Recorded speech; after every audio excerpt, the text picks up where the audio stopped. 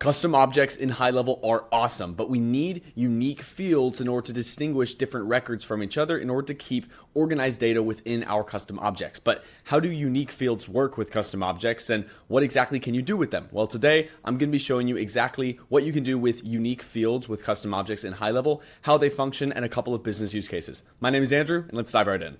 Now, if you don't have a custom object already, don't worry. Just go to your sub account, go to settings, and then you can navigate to objects. This is where we can manage our standard objects like opportunities, contacts, and companies, and then also custom objects. Now, if you don't really know what custom objects are, they're essentially ways for us to create and manage records tying contacts and opportunities to things that maybe aren't contact specific. Think about maybe we want to keep a record of cars or houses or deals, things that aren't specifically contact records, but then we want to tie records like contacts and opportunities to them. That's what we can do with objects. Think about it like this. We can have a company object which lists multiple businesses, multiple contacts, things like that. But we're going to be messing with custom objects, and we're talking about unique fields, and I want to show you the process for creating these. So whenever we are creating a custom object by clicking create custom object, let's say we're creating a cars custom object, so we'll put in some standard data. You'll immediately see under our primary field display name that we have the ability to mark this primary field as unique. This is what we're talking about with unique fields. So let's say this primary field is going to be VIN number, because every car object will have a VIN number, and since the VIN number of a car is unique, we don't want to have multiple records that have the same VIN number, then we will mark this as unique. That is what this little checkbox is doing. So in this practical case where we have created our cars object, this VIN number field being unique is very important because we don't want to have multiple car objects that have the same VIN number, because this is a unique identifier. This works very well the same way with, let's say, payment transaction IDs or customer IDs or addresses, things that are unique to your object, whatever your use case is. That's why we want to mark these as unique. Let's go ahead and create this custom object so I can show you this in action.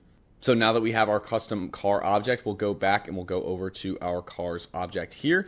If we were to add a car, and let's say our VIN number is going to be ASDF1234, and then we create our car object just like that.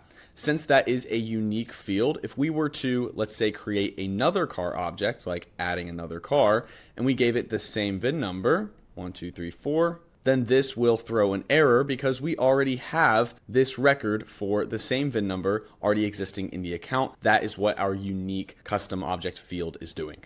But of course, if we have another card which has a different VIN number, then it will allow us to save just like that in order to keep these records separate. Now let me show you what this looks like when you're creating new custom fields. So if we go back to settings and then custom fields, and we navigate to the top right to add a custom object field, let's say this is going to be a number field, like a custom ID, right? We'll call this car ID, and then we will select our car object. And as soon as you do that, you'll see that under our field placeholder, we'll see a checkbox for mark field as unique. And then once we select this, it will show that we already have one set up, which is that VIN number. And we can do a max of 10 unique fields per custom object. So by doing this, this will ensure that we don't have any duplicate values for the field across records. We can go ahead and click save, and now we'll have that second unique field created for this custom object. Now, if we were to find that car ID field again and we go to edit it, then you will see down here we can uncheck this mark field as unique checkbox, but then we'll get a notification saying that this cannot be remarked as unique once it's marked as non-unique. This essentially just means that any regular custom fields can't be upgraded to unique, downgraded, and then re-upgraded. So this is a one-time action. If you do this, then it will permanently be a non-unique field. Just keep that in mind whenever you are using that checkbox. And once more, if we go to edit the same field again, now that it's non-unique, you'll see we cannot make a non-unique field to unique. So that's essentially how that works. You can think of lots of different use cases for these unique fields. Definitely identifiers like VIN numbers, IDs, addresses, depending on your specific use case for your custom object. This can be really useful to make sure that you're not having duplicate records for your custom objects. So this is pretty straightforward. If you want to learn more about it, you can navigate to the help doc. If you have any questions, just drop a comment on this video. As always, my name is Andrew, and thank you very much for watching.